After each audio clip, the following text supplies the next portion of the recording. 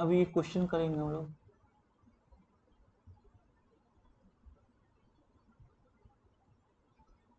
देखो हमारे पास बोला गया कि आर एक मैट्रिक्स है, 3 into 3 मैट्रिक्स है। इसमें ए बी सी डी होंगे ना, इनमें से कोई भी value A B C D अपने पर रख सकता है।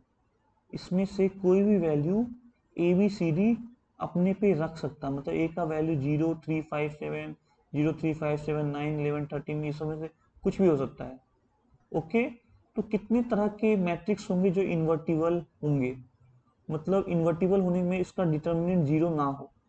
तो कितने तरह के मैट्रिक्स होंगे जिसमें इसका इसका डिटर्मिनेंट जीरो ना हो। तो पहले हम देखेंगे कि कितने तरह के मैट्रिक्स पॉसिबल है। तो ये 8 तरह के नंबर आ जाएंगे, 8 8 8।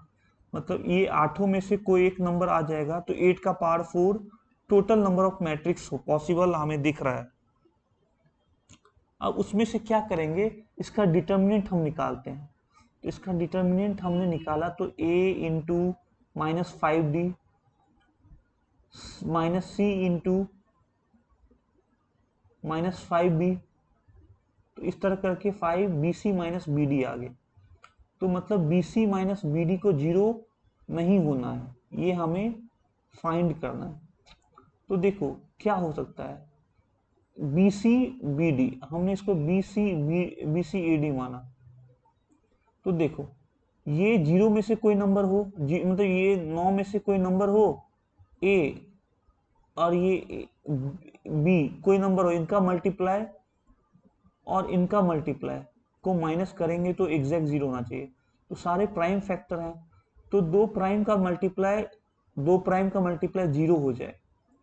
तो देखो यहाँ पे सात, जितने भी एलिमेंट बचे हैं सात, उसमें से कोई भी आ सकता है। इसमें से सात में से कोई भी एलिमेंट आ सकता है। तो मतलब ये एलिमेंट बी और सी हुआ, तो ए बी के बराबर या ए डी सी के बराबर हो सकता है, और डी सी के बराबर या बी के बराबर। तो बी इंटू सी, बी इंटू सी, तो बी इंटू सी इंटू बी इंटू सी जीरो, बी इंटू सी माइनस सी इंटू बी जीरो।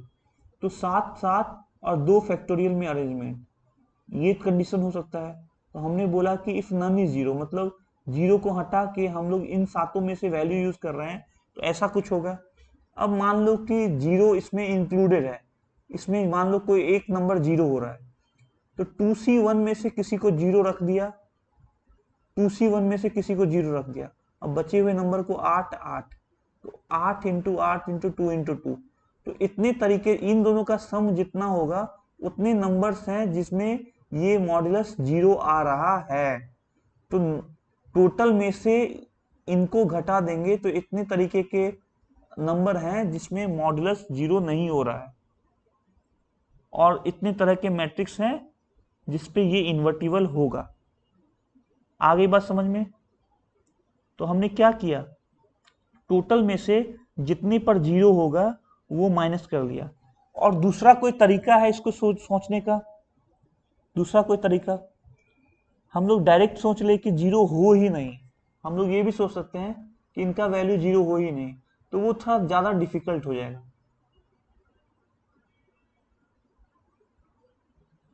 जैसे इसको रख देते हैं 8c1, इसको रख देते हैं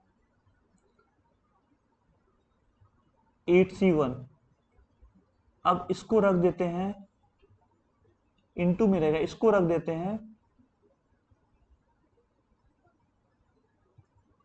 इसमें से सब 8 नंबर आ गया, तो 8c1 जीरो जीरो ना हो, 7c1। और यहाँ पर अगर दो यूनिक नंबर हो वो, या दोनों सेम नंबर हो, या ये लंबा केस पड़ जाएगा। तो ये सही केस था, जो जिस केस से हम लोगों ने सॉल्व किया, ये सही सोच था कि टोटल में से जीरो वाला केस हटा दो। तो अलग अलग तरीके का